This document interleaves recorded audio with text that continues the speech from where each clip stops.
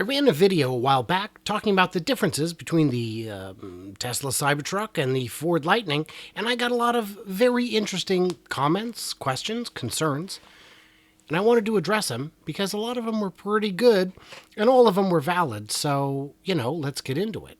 Now, I may have to break this up into a part or two, and in order to avoid the whole clickbait possibility, I've gone ahead and put timestamps down below so you can skip to the questions you actually want to hear.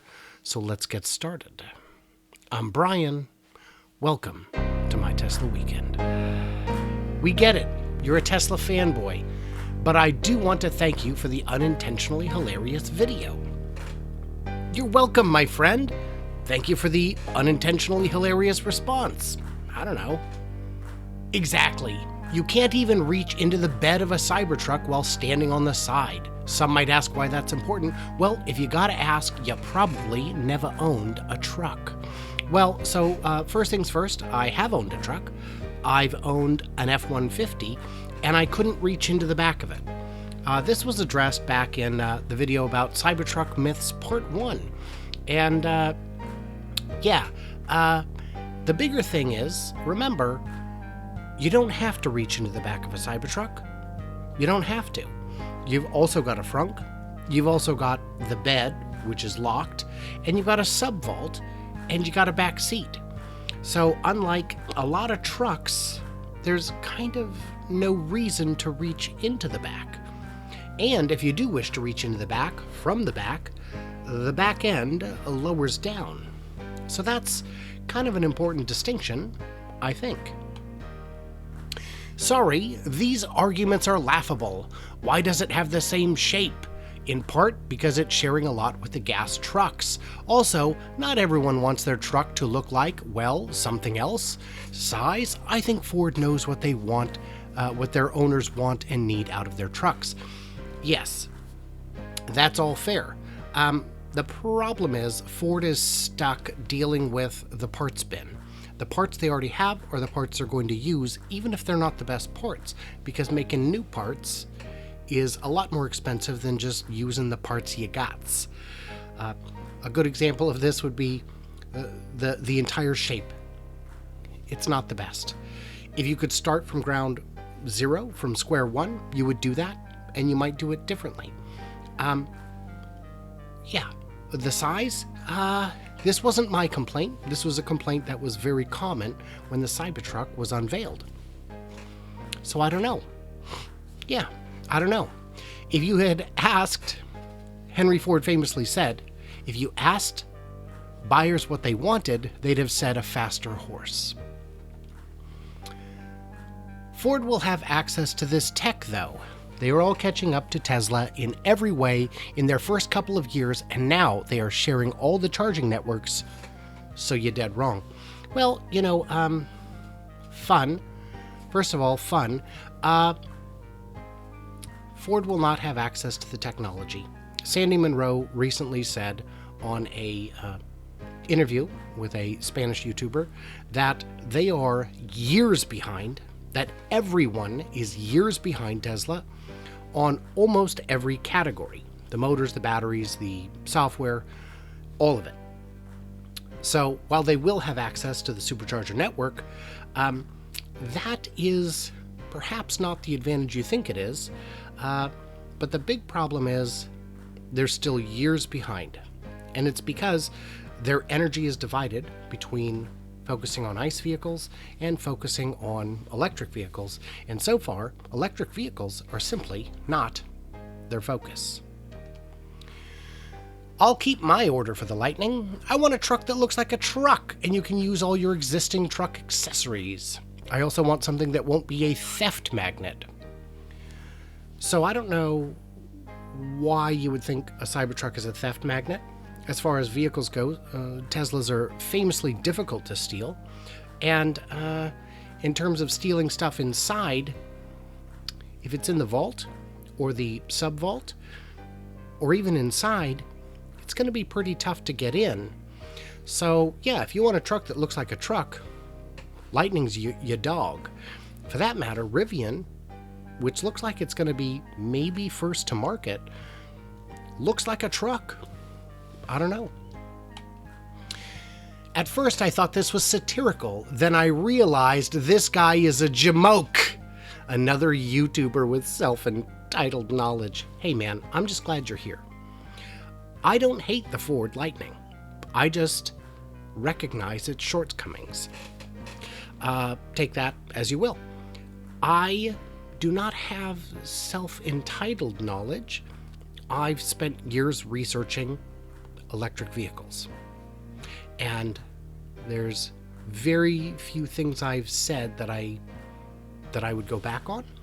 So there's a lot of benefit to vehicles like the Ford Lightning. But I don't know, man. There's a lot of drawbacks too. How can you comfortably say trash? Well, I've got a decent chair. Trash. You have too much confidence in a company that isn't top of the list when it comes to customer satisfaction. How can't they build it? So, Tesla is very highly ranked when it comes to customer satisfaction. When it comes to, would you buy the vehicle that you've already bought? Would you buy it again? Tesla scores very well. Ford also scores very well, and to the question of how can't they build it, I assume you mean Ford. They can't build it because they don't have the batteries. And if you think it's as easy as just calling up a supplier and ordering batteries, it's not. And we know because they're building 2 factories with SK Innovations, which will provide not enough batteries by not soon enough. Not everyone wants a powered sliding tonneau. That's fair. More things can go wrong, and truck owners like modularity. Truck cap, overhead rack, trifold tonneau, or just a plain open bed. Tesla forced buyers how to use the Cybertruck bed. It's honestly a turnoff for me. You can always leave it open. There you go. No tonneau. Just leave it open. A lot of the accessories you might want, the biggest accessory is a cover, which it has, or a toolbox, which you can use in the frunk or the sub vault. I mean, give it a chance. Honestly, it doesn't look like Tesla asked what truck buyers would like in their next truck. Ford spends billions in R&D perfecting its F-Series design every generation, like the inboard generator, a game changer and already proven valuable by Texans in the winter storm of 2021. Yeah, it's possible Tesla did not ask buyers what they wanted in a truck. But again, like Henry Ford said, if we'd asked buyers what they wanted, they'd have said a faster horse. Ford spends billions in R&D perfecting it. No, they don't. They spend billions making it cheaper and increasing their margin. It's a great truck. I've had one. It did everything I wanted it to. And in the case of mine, when the water pump went out, my maintenance guy just fixed it and just gave me the invoice for the water pump because it was that simple to fix. It was an older one, obviously. Yeah, the inboard generator, that's great. That's absolutely great. We need more of that kind of thinking. And hopefully not just 1 or 2 things, but like a bunch of them, but we'll see. No doubt you would have panned the first computer. No, I wouldn't have. You misunderstand my age. I am of the age that the first computers were things I absolutely loved. By the way, Ford uses a lot of military-grade aluminum, which adds to weight savings, and that's wonderful. That is a very good point, and I appreciate you bringing that up, Terrence. Ford, in recent years, switched to an aluminum frame to reduce weight. And that's great. It does add to cost, but it doesn't seem to have hit the bottom line for consumers, so they found a way to make it work.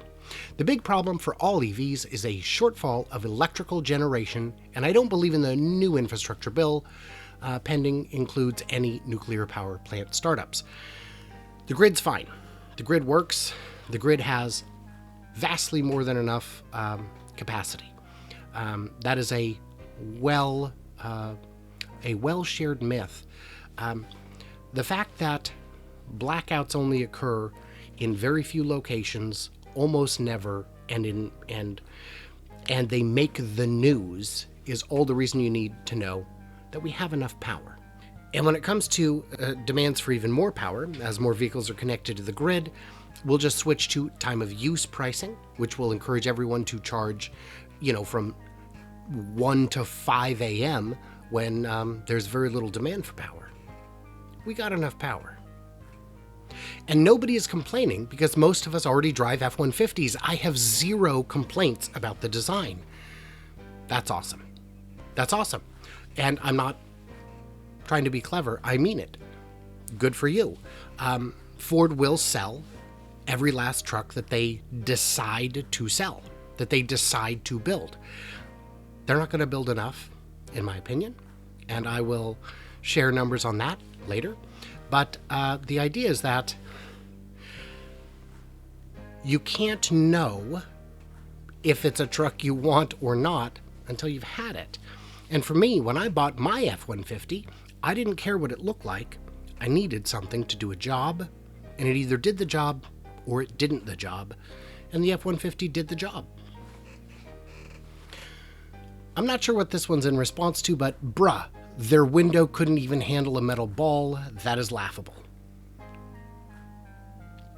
I'm sure that will be ironed out. Ford also has windows that can't handle a metal ball.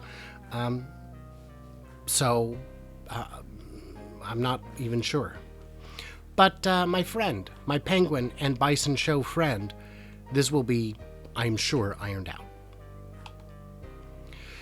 Tell me you've never owned a truck without telling me you've never owned a truck. The Ford is a truck. The Cybertruck is a concept of what a truck might be in another 30 years. It's a Pontiac Aztek with a battery. Watch what happens. I'm not a Ford guy. I drive a Tacoma and I like it that way.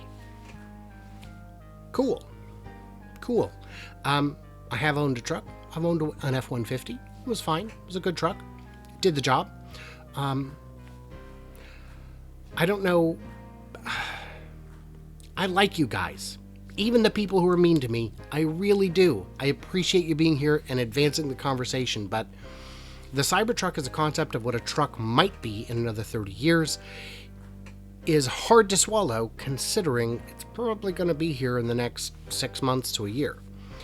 And just like anything that's truly ugly, once it's been out there a little bit, people get used to it. I hated it when it was unveiled. I warmed up to it slowly. Now I like it. When it comes out, maybe I'll like it less. But to suggest it will never come out, to suggest it's pure fiction, is ridiculous. Ford is not bad, bro. You're just a Tesla lover. Leave it. Ford is not bad. I hope I didn't give the impression that it is.